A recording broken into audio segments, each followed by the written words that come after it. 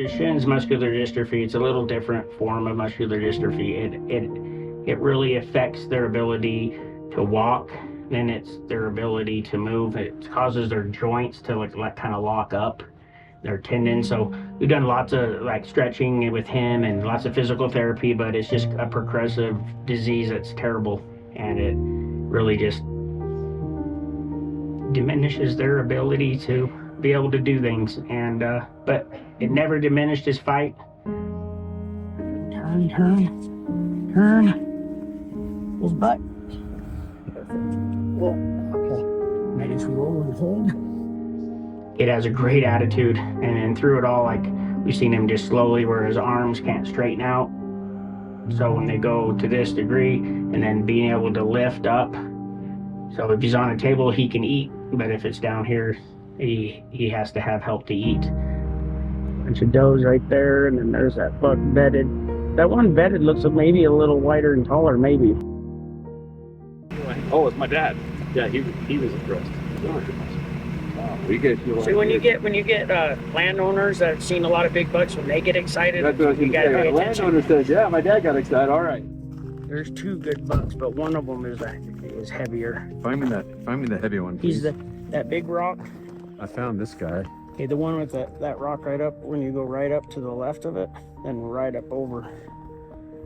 We're up in Ohio City, the Bighorn Ranch. Came up here to take my son Tayten on a special hunt through Colorado Dream Hunts and all their sponsors and all their team members. That guy's smaller. Okay, the one is the one right below him. Right there. See him? Oh yeah. Okay, maybe. Nope, that one. That's a 4x3. Nope, that's not him. Steve had part of the Colorado Dream Hunt team. He had reached out to us in the summertime, said that this might be a possibility if we were interested, and of course we obviously were. And so we made the trek in the 1st of December. I started off with a wonderful Cabela's shopping spree, which was really fun and exciting for him and for me. Everybody likes Cabela's. Went in there and they outfitted Tayten with everything he needed for this hunt. So Tayten was he was born with a disease called Duchenne's muscular dystrophy. It's passed on through generations on my wife's side. So Tayten, with having Duchenne's, he never really was able to jump from a small age. He could walk to probably at age 10. So this is from Zeiss. Zeiss sponsors Colorado Dream Hunts, and these are some Zeiss 10x42 binoculars for you. There you go. Those will come in handy tomorrow. Here, buddy. This just pops off.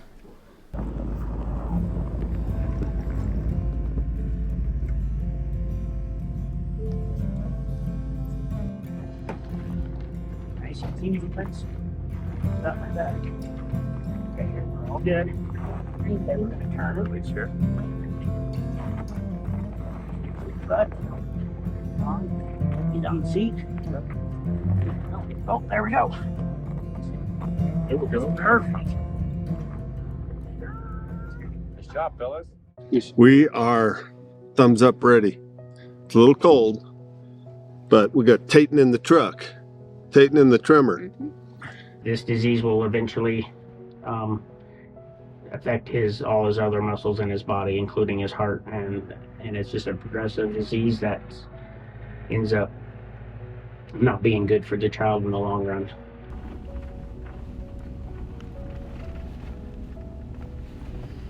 Tayten, when he was younger, he didn't know any better. He would walk, and then when he would sit down, he would just do the classic like tripod, push up on his knees to help stand up. I mean, he was doing that very well, but like I said, until like age 10, he was fine. But then he slipped one time, lost his balance, and fell. And it's just very traumatic for him. And after that, he never walked again. So me and my wife, we pulled together every resource we could. We remodeled our home, wheelchair access, sold a regular van, got a wheelchair access van. just worked together. We had our doors widened. We had a special bed for him to sleep in that lifts for him. Special bathroom. We remodeled 2 different times for him. And it's all about Tayten. When we spotted this buck, and I thought he looked really good, but I don't have deer like this, so I was like, it's a good deer to me. And they were like, well, it's first morning. If this was day 2 or 3, we would be locked in. So he's like, well, they're not going anywhere. Let's drive on up.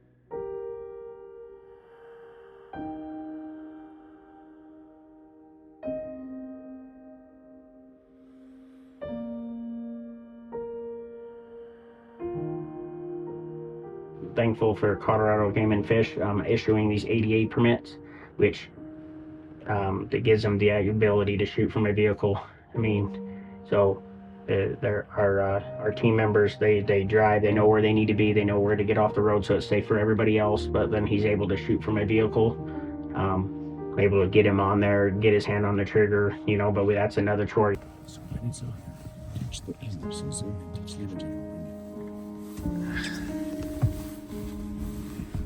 And so everything's happening in these animals.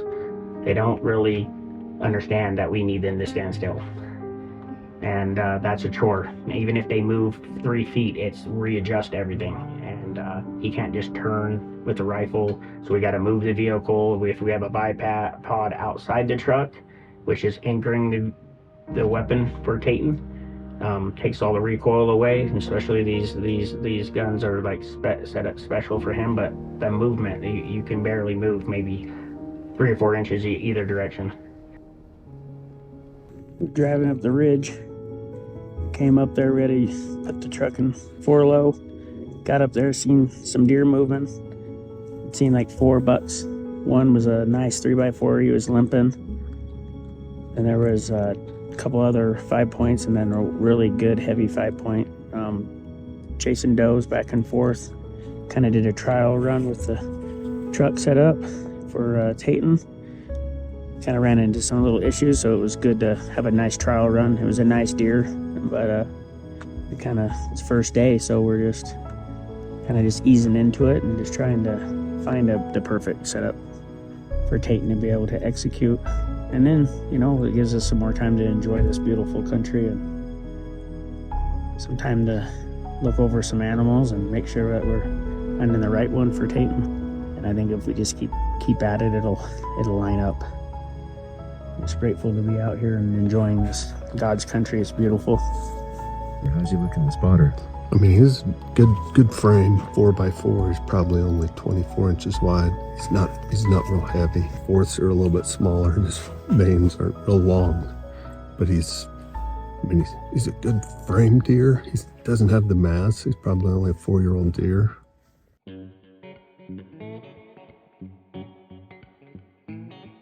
Spencer, he happened to look down over the hill and could see the original buck that we were thinking about, and he was like, you know what, that might be our deer. Well, we just did a pretty solid loop up above a lot of these deer that we spotted this morning. We're circling back down because there's a shooter that was down here in the aspens. We now have the vehicles in the right position, and we're gonna get things set up before we get into range and see if we can find this nice buck that was in these aspens over here. Snow's starting to come in, so we kind of have a limited window here this morning. We have weather coming in the rest of the day and into tonight, so it'd be great if this one wants to cooperate and we can get a play on it. So we'll go see how close we can get. He's bedded. I'm gonna take a little video of him so these guys can see him real quick. I like the fact he's bedded. So he's about 250.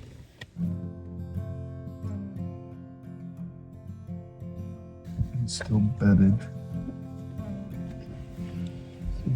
250, you said? 250.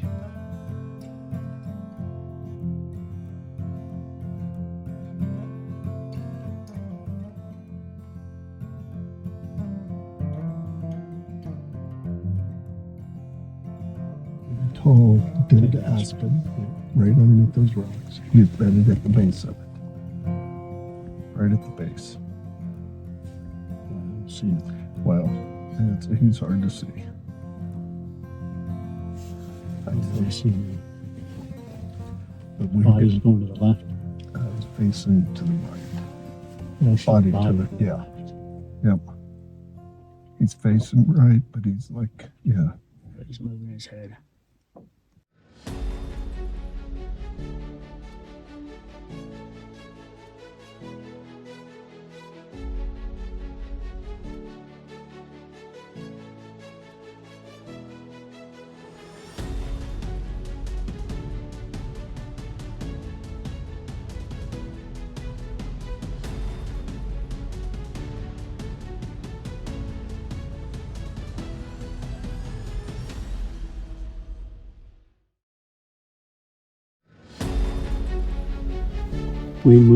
Wayne movie. Move again.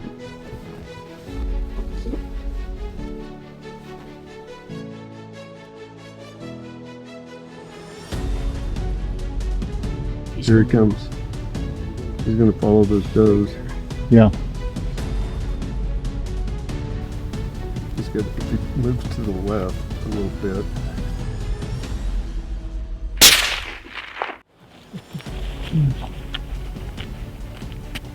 He's down. He's down. Tayten! Tayten! You squeezed it off good! Here we go, Dad. Okay. Safety on. There's one in the chamber. I love you so much, son. I'll never forget this. Tayten was able to make a shot and was able to take down his deer. We got up there and there was no ground shrinkage. He's actually was bigger to them than they thought, and I was pleasantly surprised on how beautiful he was. I mean, he's just a perfect mule deer, and I know that it was for him.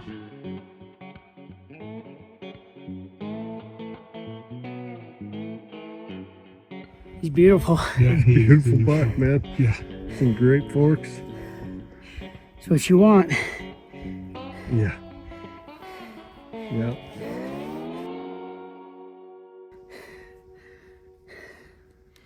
There's to Tayten.